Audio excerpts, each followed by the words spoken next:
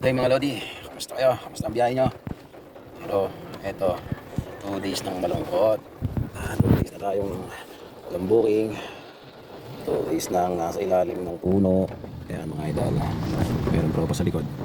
Ayan, may mga tropa dyan, ang mga nakatambay din. Nagbabaka sakali.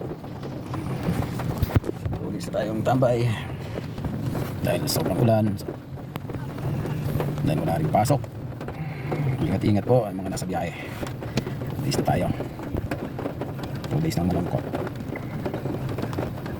Ayos. Ito talaga ang buhay biyahero. Tingnan nyo. Kanina pa ako naka-online. Alas 9. Yan. Wala pa. 0 pa. Mga kahapon naman. Naka-apat lang tayo. Inabot na tayo ng alas 5 sa pag-aantay. Wala talaga. Kaya umuwi na. Ngayong araw, July 23, alas 9 pa tayo naka-online. Wala pa rin napasok. Kaya ito lang. Ayan, kamusta kayo lahat? Sa mga delivery rider, ingat po kayo, dahan-dahan lang sa pamamaneho, madulas ang daan. Ride safe sa lahat. Ride safe po. Bye-bye.